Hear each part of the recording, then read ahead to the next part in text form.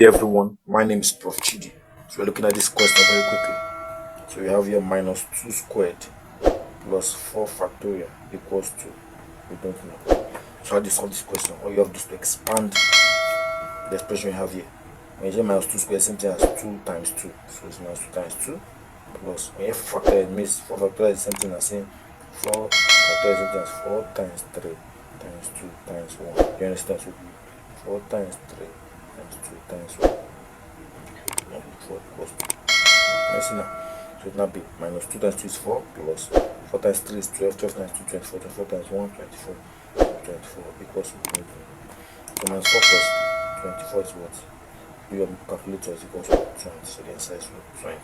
Thank you. Please subscribe to my YouTube channel. Subscribe, like, share now.